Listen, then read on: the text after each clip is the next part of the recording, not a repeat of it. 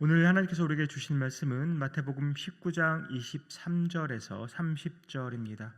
마태복음 19장 23절에서 30절 함께 교독하겠습니다. 제가 먼저 23절 봉독합니다. 예수께서 제자들에게 이르시되 내가 진실로 너희에게 이르노니 부자는 천국에 들어가기가 어려우니라. 다시 너희에게 말하노니 낙타가 바늘기로 들어가는 것이 부자가 하나님의 나라에 들어가는 것보다 쉬우니라 하시니, 제자들이 듣고 몹시 놀라 이르되 그렇다면 누가 구원을 얻을 수 있으리까?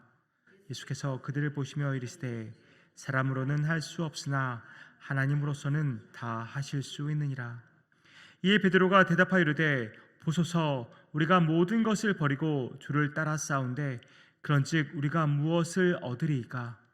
예수께서 이르시되 내가 진실로 너에게 이르노니 세상이 새롭게 되어 인자가 자기 영광의 보좌에 앉을 때에 나를 따르는 너희도 12보좌에 앉아 이스라엘 12지파를 심판하리라. 또 내 이름을 위하여 집이나 형제나 자매나 부모나 자식이나 전토를 벌인 자마다 여러 배를 받고 또 영생을 상속하리라. 그러나 먼저 된 자로서 나중되고 나중된 자로서 먼저 될 자가 많으니라. 아멘. 어제 본문의 마지막 부분에서는 부자 청년이 예수님의 말씀을 듣고서 근심하며 돌아가는 장면으로 어제가 이제 마무리됩니다. 우리가 어제 이미 본 것처럼 그 부자 청년은 율법을 아주 잘 지키는 청년입니다. 율법을 잘 지키는 것만이 아니라 부유하기까지 합니다. 그런데 예수께서 그 청년에게 소유를 다 팔아서 가난한 자들에게 나누어 주고 나를 따르라고 말씀을 하시죠. 그랬더니 근심하면서 집으로 돌아갑니다. 사실 부자 청년의 마음이 이해가 되지 않습니까? 사실 쉬운 일이 아닙니다. 그런데 오늘 본문의 시작은 또 충격적입니다. 내용은 이렇습니다. 부자는 천국에 들어가기가 어렵다라고 말씀하십니다. 그게 얼마나 어렵냐면 24절입니다. 낙타가 바늘귀로 들어가는 것이 부자가 하나님의 나라에 들어가는 것보다 쉬우니라. 물론 이것에 대해서 여러 가지 학자들의 의견이 있지만 그래도 우리가 보편적인 것을 따른다면 당시 그 지역 사람들이 생각하는 가장 큰 동물이 낙타였습니다. 그리고 가장 작은 구멍이라고 말하는 것이 바로 바늘귀였습니다. 그런데 예수님이 부자가 천국에 들어가는 것보다 낙타가 바늘귀에 들어가는 것이 더 쉽다라고 말합니다. 그러니까 제자들이 당황할 수밖에 없죠. 특별히 더 이 상황이 유대인들에게는 더 당황스럽게 다가오는 이유가 또 있는데요. 신명기적 가치관을 따르는 유대인들에게는 이 부라는 것이 하나님께서 그 사람에게 허락하신 은혜와 복인 것입니다. 이런 관점에서 보면 부자가 됐다는 것은 하나님께 은혜를 받고 복을 받았다는 것이죠. 그런데 지금 예수님께서 부자가 천국에 가기가 어렵다고 말씀하십니다. 심지어 낙타가 바늘귀에 들어가는 것보다 부자가 천국에 가는 것이 더 어렵다고 말씀하십니다. 그러니까 이건 거의 불가능하다는 말씀이신 거죠. 그러니까 제자들이 멘붕에 빠질 수밖에 없는 것입니다. 그러니까 이렇게 묻습니다. 그렇다면 누가 구원을 얻을 수 있겠습니까? 라고 제자들이 반문을 합니다. 그 질문에 대해서 예수님이 뭐라고 답하십니까? 26절입니다. 사람으로는 할 수 없으나 하나님으로서는 다 하실 수 있느니라. 이 예수님의 말씀의 뜻이 뭘까요? 물론 하나님께는 불가능이 없으십니다. 하나님은 낙타도 바늘귀로 들어갈 수 있게 하실 수 있는 분인 것은 확실합니다. 하지만 여기서 예수님이 강조하고 싶으신 것은 이 구원이라는 것은 오직 하나님의 주권에 달려 있다는 것입니다. 죄로 인해 타락한 인간은 절대 자기 힘과 능력으로 구원을 얻을 수가 없습니다. 율법을 아무리 잘 지키고 착한 일을 아무리 많이 한다고 해도 구원을 받을 수 없습니다. 죄로 인해 영원히 죽을 수밖에 없는 인간에게 영원한 생명을 주실 수 있는 유일한 분은 하나님뿐입니다. 인간이 구원받기 위해서는 죄의 문제를 해결해야 하는데 인간 스스로는 절대 그 죄의 문제를 해결할 수가 없습니다. 그래서 하나님께서 선택하신 방법이 무엇이었습니까? 독생자 예수 그리스도를 이 땅에 보내셔서 우리를 대신해서 십자가에서 우리의 모든 죄값을 치르고 죽게 하신 것입니다. 예수 그리스도를 믿어서 구원에 이르게 하시는 것은 오직 하나님의 전적인 은혜요 능력입니다. 따라서 구원에 있어서 우리 인간의 공로는 전혀 없다는 말입니다. 예수님은 지금 이런 하나님의 능력과 은혜를 말씀하고 싶으셨던 것입니다. 그런데 베드로가 다소 현실적이기도 하고 조금은 또 엉뚱하기도 한 질문을 합니다. 27절입니다. 보소서 우리가 모든 것을 버리고 주를 따라 싸운데 그런즉 우리가 무엇을 얻으리이까? 왜 베드로가 이런 질문을 한 것일까요? 아마도 어제 본문 21절 때문이 아닌가 싶습니다. 소유를 다 팔아 가난한 자들에게 주면 하늘에서 보화가 있으리라는 예수님의 말씀 때문에 베드로가 지금 이런 질문을 하는 게 아닌가 싶습니다. 부자 청년은 너무나 돈이 많아서 근심하면서 돌아갔지만 자기의 제자들은 모든 것을 버리고 예수를 따르고 있다는 것이죠. 그러니 큰 상을 기대해도 된다는 생각을 했던 것 같습니다. 지극히 계산적이고 현실적인 생각입니다. 그런데 예수님은 베드로의 이런 질문 나무라지 않으시고 답해 주십니다. 예수님의 영광의 보좌에 앉으실 때에, 그러니까 종말의 때에 제자들도 12 보좌에 앉아서 이스라엘 12지파를 심판하게 될 것이라고 말씀하시죠. 그뿐 아니라 또 이렇게 말씀하십니다. 내 이름을 위하여 집이나 형제나 자매나 부모나 자식이나 전토를 벌인 자마다 여러 배를 받고 또 영생을 상속하리라는 약속의 말씀까지 주십니다. 그런데 이 약속의 말씀이 끝이 아닙니다.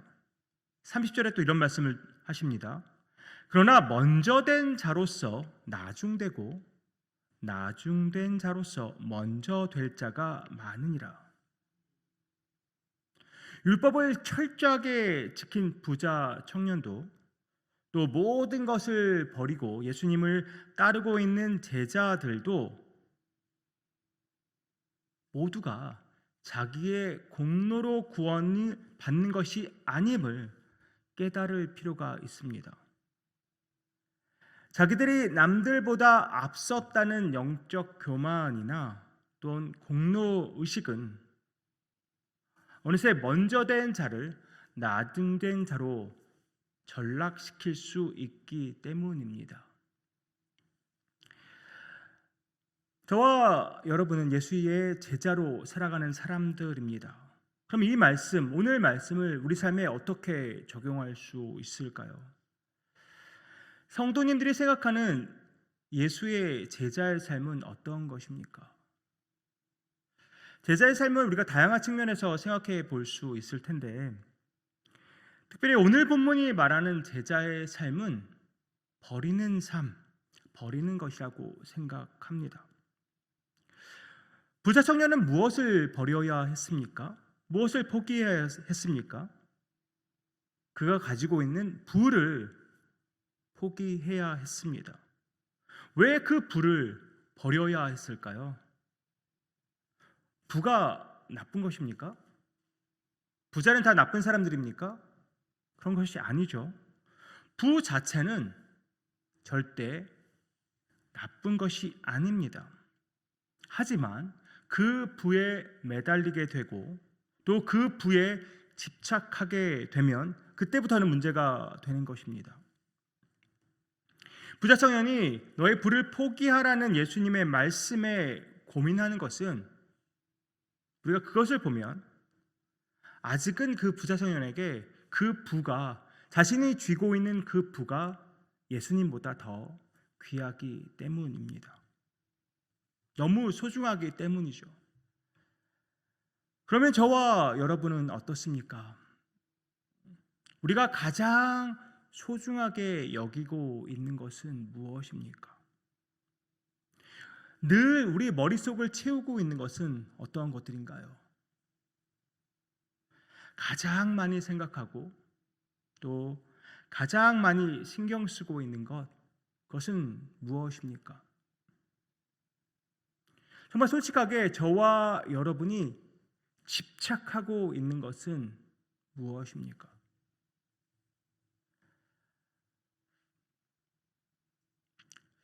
그것을 우리 모두 지금 내려놓을 수 있을까요? 포기하고 버릴 수 있으십니까? 예수님이 지금 그것을 버리고 나를 따르라고 말씀하시면 예, 주님 기꺼이 버리고 제가 예수님을 따르겠습니다 라고 대답하실 수 있으신가요?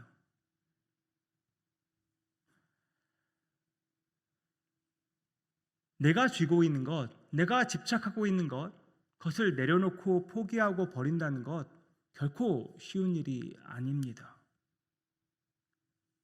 하지만 내가 지금 쥐고 있는 것에 내 시선을 돌려서 내가 예수님께 받은 그 은혜를 우리가 그 시선을 돌려서 떠올려 본다면 상황은 달라지리라 믿습니다.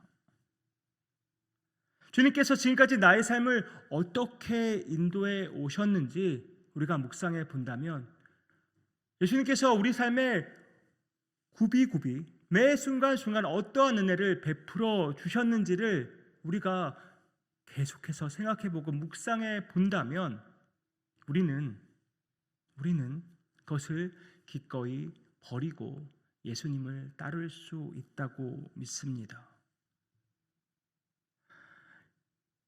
버리고 따르라는 예수님의 그 명령, 우리가 예수님께 받은 그 은혜를 생각하면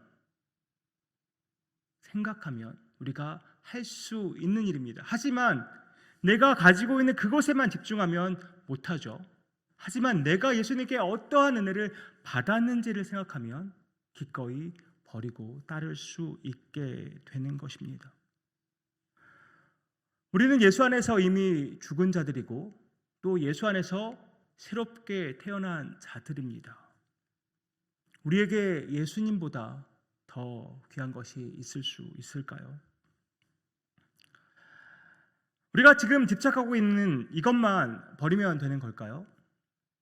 근데 오늘 제자들의 모습을 보니까 우리가 버려야 할 것 중에 또 다른 것이 있는 것 같습니다. 제자들의 모습을 보니까 우리가 가지고 있는 어떠한 공로의식도 버려야 할 중요한 부분이 아닌가 싶습니다. 내가 이만큼 했으면, 내가 이만큼 헌신했으면 하나님께서 내게 복을 주시는 것은 너무나 당연한 것 아닌가, 이런 생각들 우리 종종 합니다. 예수님의 제자들처럼 모든 것을 포기했는데 내 시간도 다 드렸고 내 물질도 드렸고 내 에너지까지 다 쏟아내면서 사역을 했는데 이렇게 섬겼으면 인정도 받아야 하고 당연히 복도 받아야 하는 것 아닙니까? 누구나 이러한 마음 가질 수 있다고 생각합니다. 우리가 지금까지 포기한 것들, 정말 주를 위해 교회를 위해 헌신한 것들 참으로 귀하고 참으로 대단한 것들입니다. 그런데 성도님들, 우리가 그것들로 내 공로를 주장할 수 없는 이유가 있습니다. 주께서 내게 베푸신 은혜에 비하면, 그 사랑에 비하면 내가 한 모든 것들이 아무것도 아니기 때문입니다. 제가 전에도 가끔 말씀드린 적이 있는데, 제가 카자흐스탄 선교 갔을 때 그 인솔했던 목사님이 하신 말씀 있었습니다. 십자가 앞에서 엄살 부리지 말라. 십자가 앞에서 엄살 부리지 말자. 예수 그리스도의 십자가를 생각하면 우리가 행한 어떠한 것을 그 앞에 내세울 수 있겠습니까? 예수님은 죽어 마땅한 나를 살리시려고 십자가에서 죽으셨습니다. 내가 포기하고 내가 헌신한 것이 아무리 대단한 것이어도 예수님께서 십자가에서 보여주신 그 사랑에 견줄 수 있겠습니까? 내가 행한 것이 특별하다고 생각하면 생각할수록 우리 마음을 채우는 것은 섭섭한 뿐입니다. 하지만 모든 것이 주님의 은혜라고 고백하면 우리는 삶 속에서 더 큰 은혜를 경험할 수 있게 되는 것입니다. 사랑하는 성도님들, 우리는 주님께 너무나 큰 것을 이미 받은, 참으로 복받은 사람들입니다. 이 세상 무엇으로도 우리는 그 은혜를 갚을 수가 없습니다. 그렇게 그 은혜가 너무나 크기 때문에 주님의 그 은혜를 생각할 때 우리는 그때 내가 집착하고 있는 것을 기꺼이 내려놓을 수 있는 것입니다. 우리가 주의 은혜를 깨닫고 늘 묵상해 나간다면 내가 행한 어떠한 것도 자랑하지 않을 수 있습니다. 내 공로를 주장하지 않아도, 내가 행한 것을 자랑하지 않아도 우리는 주 안에서 세상이 줄 수 없는 기쁨과 감사를 누리며 살아갈 수 있습니다. 제자의 길을 걷고 있는 우리, 오늘 우리 손에 쥐고 있는 어떠한 것을 포기하고 내려놓으시겠습니까? 지금까지 우리를 신실하게 인도해 주신 주님께서 앞으로도 우리의 삶을 선하고 신실하게 인도해 주실 것입니다. 풍성한 은혜로 함께해 주실 것입니다. 세상의 헛된 것에 집중하지 않고 오직 예수 그리스도께 집중하면서 주의 제자의 길을 당당히 걸어나가는 저와 여러분 되기를 소망합니다. 그 제자의 길, 그 끝에서 우리 예수님이 우리를 기다리고 계십니다. 그날, 그때 우리를 넓은 품으로 안아주실 예수 그리스도를 기대하고 소망하면서 오늘도 참된 제자의 길을 믿음으로 걸어나가는 유정의 모든 성도님들 되시기를 주님의 이름으로 축복합니다. 기도하겠습니다. 아버지 하나님, 예수 그리스도를 통해서 우리에게 베풀으신 놀라운 은혜와 사랑 다시 한번 찬양합니다. 도저히 갚을 수 없는 그 은혜 우리에게 베풀어 주셨음을 다시 한번 고백합니다. 놀라운 사랑과 은혜를 받은 우리, 이제 예수의 제자로 온전히 살아가기 원합니다.